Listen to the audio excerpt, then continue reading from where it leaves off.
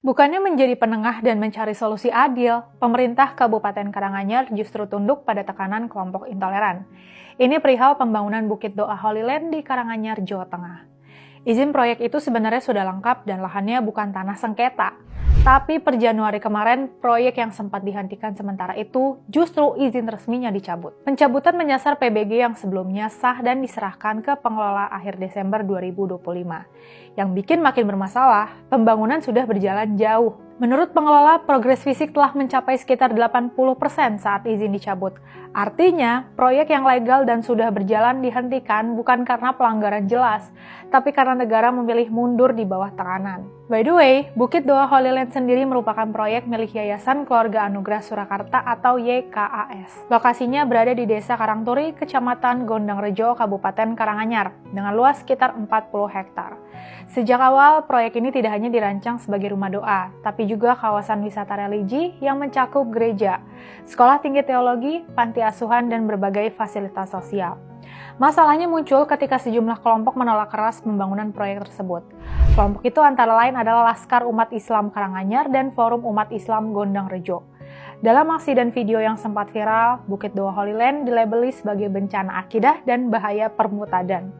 Mereka juga menganggap proyek ini tidak sesuai karena wilayah sekitar mayoritas berpenduduk Muslim. Tekanan itu berujung pada terbitnya SK Bupati Karanganyar nomor 516-7/505/2025 pada 2 September 2025. SK itu menghentikan sementara pembangunan dengan alasan menjaga kondusivitas dan mencegah konflik sosial. Keputusan inilah yang kemudian menjadi pintu masuk pencabutan izin secara permanen di akhir 2025. Ketua YKAS Triwaluyo menyampaikan kekecewaannya secara terbuka. PBG kami peroleh melalui prosedur resmi dan seluruh persyaratan administratif telah dipenuhi sebelumnya, ujarnya dalam konferensi pers di Solo Januari 2026. Namun izin itu kemudian ditunda dan dicabut tanpa dialog, lanjutnya. Langkah Pemkab Karanganyar ini pun langsung dibalas melalui jalur hukum. YKAS menggandeng LBH GP Ansor untuk mengajukan gugatan ke Pengadilan Tata Usaha Negara atau PT-UN. Mereka menilai pencabutan izin tidak didasarkan pada pelanggaran administratif yang jelas, melainkan lebih dipicu sama tekanan sosial yang menguat sejak tahun 2025. Ketua Umum LBH GP Ansor, Dendi Zuhairul Finsa menilai, keputusan tersebut mencerminkan ketidakpastian hukum. Izin yang sudah sah kemudian ditunda dan dicabut dalam waktu singkat oleh pejabat yang sama. Ini mencederai asas kepastian hukum dan akuntabilitas pemerintah, tegasnya. Dari sisi pemerintah daerah, Kepala Bagian Hukum Setda Karanganyar menyatakan bahwa gugatan adalah hak setiap warga negara.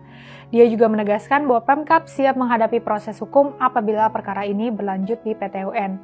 Bagi banyak pihak, kasus ini tidak dibaca sebagai sengketa administratif biasa. Publik melihatnya sebagai contoh ketika negara terlihat goyah saat berhadapan dengan tekanan kelompok.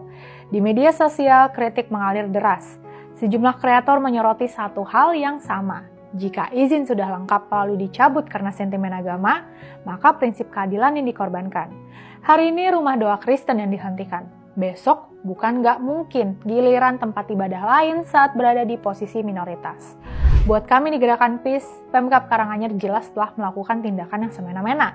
Bagaimana tidak, izin yang telah dikeluarkan mereka dicabut hanya karena tekanan massa.